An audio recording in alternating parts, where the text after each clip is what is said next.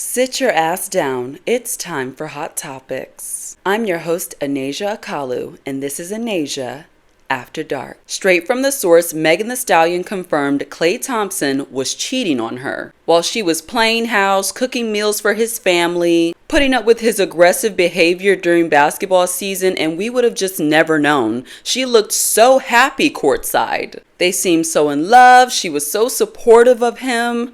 And then ultimately, he told her he did not want to be monogamous. She posted all of this on an Instagram story, which at her level of fame, it's kind of tacky, but I'm going to give her some grace. Now, Megan kind of confirmed the cheating rumors with the Lover Girl song, which really was not about love at all if you really listen to it. Yeah, that last part was a little bit too specific. Why you fucking people's man need to find your own man, bitch? Who is she talking to? Is somebody fucking her man? Well, apparently so. I'm excited to see which Becky's gonna come forward. After that tacky Instagram post, Megan actually gave a statement to TMZ, saying that she's made the decision to end her relationship with Klay. Trust, fidelity, and respect is a non-negotiable in her relationships. And when those things are compromised, there's no real path to move forward. She said she's taking this time to prioritize herself and move ahead with peace and clarity. I feel so bad for Megan Thee Stallion. I really have a parasocial relationship with this big booty, glorious, amazing, talented woman. So of course I went to Klay Thompson's Instagram page and told him to burn in hell.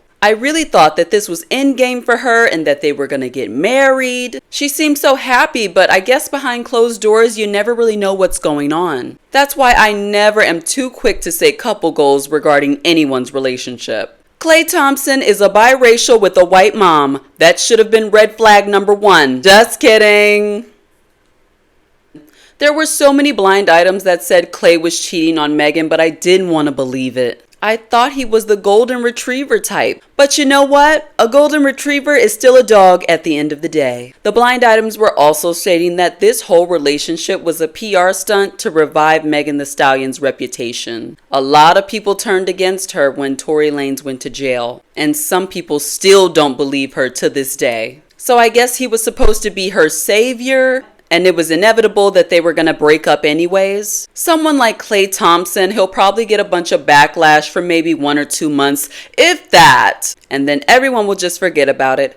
Just like how everyone forgot Klay was cheating on Coco Jones as well. Allegedly. Men don't really face a lot of consequences when it comes to anything. So I'm sure his reputation will be fine.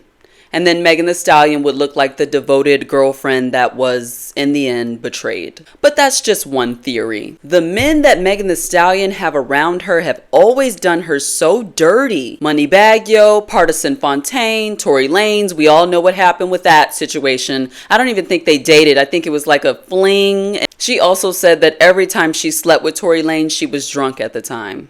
And now, Klay Thompson. Well, since Megan Thee Stallion claims she's bisexual, I think it's time for her to focus on women. Taking that Portia Williams route will never steer you wrong. No one takes better care of you like a woman does. That's just my personal fantasy. I personally think Megan Thee Stallion is fake gay. I don't care if she's fake or real gay. Can I shoot my shot? Nah, it's too soon. Megan also stated that at this time she really needs a break, and that's totally understandable. She has brand deals on top of brand deals. She just finished a movie with Adam Sandler. She's a new franchise owner of Popeyes and just had her Broadway debut. I'm so proud of Megan. All of these good things happening to her on the business side, with all of her devoted fans such as myself in absolute awe of her. But sad to say that someone that was supposed to be her #1 cheerleader couldn't control his meat. And had the audacity to say that he doesn't want to be monogamous with Megan Thee Stallion. That boy doesn't even know how lucky he is to be in her presence, let alone having the honor of experiencing Megan Thee Stallion do the split on the dick. I know she was doing that. I know she was. Well, good news for Klay Thompson. He won't have to worry about cold feet when he's on a first-class flight straight to hell. Sending my prayers to Meg. She's been through so much. Don't relax because there's more messy news and bigger theories. Apparently all of Young Money is going MAGA, which of course includes the big three, Nicki Minaj, Lil Wayne, and Drake, who I'm not sure is even still a part of Young Money. But I digress. Well, we all know Nicki Minaj has been endorsing Trump over the past few months for whatever reason. But before that, in 2020, Lil Wayne took a picture with Trump and posted it on Twitter, praising his work on criminal justice reform and his proposed platinum plan. And Lil Wayne wonders why he's not invited to the Super Bowl or the Grammys, and he was just whining about not being invited to Coachella. I love Lil Wayne's music, but his political stance definitely goes against the Black community. He's had such a huge impact on people's lives, including mine.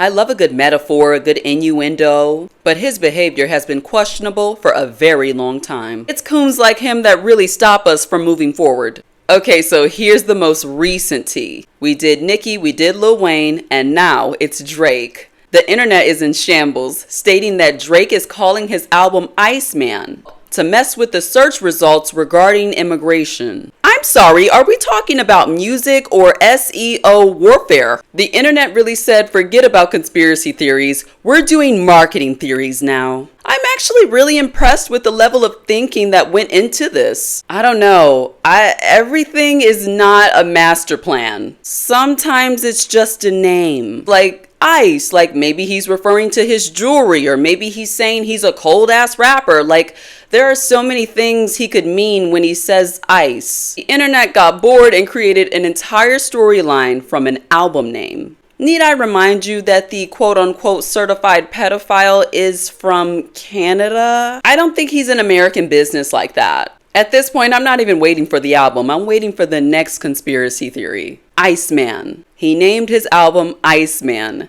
And I just want to mention how funny it is that we also saw Kendrick Lamar walking out of the studio in a fireman's costume. I've honestly grown tired of their beef. We get it, Kendrick is the better writer and he's more in tune with Black culture. But Drake still has a bigger influence. And that's the truth, okay? I'm not gonna lie. I'm not going to lie on here. Drake having a MAGA agenda, it's a little far-fetched. But those other two, yikes. It all boils down to Barbie needing a green card and Tunchi is so bored because no one is paying attention to him anymore. Next, how many times can you hard launch a relationship? I'm sorry to break it to Kim Kardashian, but no one gives a fuck that she's dating Lewis Hamilton. Those paparazzi pics look so fake. It would be kind of sad if she's gotten this far in her career and she's still calling the paparazzi on herself. Just another Black man added to her roster. Good for her. I can't be the only one that's bored every time the Shade Room or TMZ post about their relationship.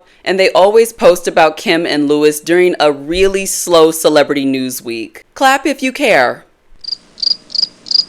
I can't help but to wonder if she's using this relationship to distract us from that messy lawsuit that she has with Ray J. Yes, we're diving into another story because I'm already bored of talking about their PR relationship. Allegedly. We all know that infamous tape that made Kim Kardashian famous. I watched it. I don't think it was good, honestly. Like, everything was just too perfect. Like, she didn't even take her bra off. Well, in 2023, Ray J and Kim came to a settlement agreement of $5 million, stating that they would never speak about the tape again, and that they would not disparage each other publicly. Well, now Kim is claiming that Ray J broke that contract when he claimed that Kim Kardashian is under investigation for racketeering, and that Kim and her pimp Kris orchestrated the entire sex tape. Well, now Ray J is countersuing, claiming that both Kris and Kim were in breach of the contract by talking about the tape publicly on their show. He also claims that the tape was not leaked and that the release of the tape was always planned. Kim Kardashian herself always said that she would have done anything to be famous. Anything. So why is she denying this? She even claimed that she was on Malalalali while filming the tape. She wants to pose as this victim, but I don't think anybody's believing her. Ray J says that he just wants to protect his reputation because he really cares about what his kids think about him. I guess we could argue that she's doing the same. But I'm sure her kids know the type of person she is by now. And I'm sure Ray J's kids know exactly who he is too. He was just arrested on Thanksgiving for pointing a gun at his child and wife. But now all of a sudden he cares about what his kids think of him. Okay, to be clear, I'm not on either of their sides. This tape was released all the way back in 2007. It is 2026. I can still Google it. I can still watch it. Why are we still talking about it? And as if this situation couldn't get any more corny, Kris Jenner recently went on the late night show with James Corden, where she took a lie detector test to prove that she had no dealings with the release of Kim Kardashian's sex tape. And good golly, did she look surprised at the results. Very entertaining, but I still don't believe her. Kimmy's relationship is so boring, she had to bring up her sex tape again. I'm guessing she's gonna use it as a new storyline for that Hulu show that no one's watching. Kim Kardashian has just oversaturated the media for so long. People are tired of her. There's always a scandal. There's always something going on with that family. Maybe she should take a page out of Kourtney's book and stop working. Kim Kardashian's image is so controlled that it's becoming completely unbearable and unlikable and definitely unrelatable. Kim, your time is up. No, I'm just kidding. She'll probably be around for a very long time, unfortunately. Well, whether it's cheating scandals, MAGA conspiracies, PR relationships, or even sex tape lawsuits, I'm gonna cover it all because I'm secretly obsessed with celebrities. I'll see you next time on ANAZIA After Dark. You're welcome. I love ya.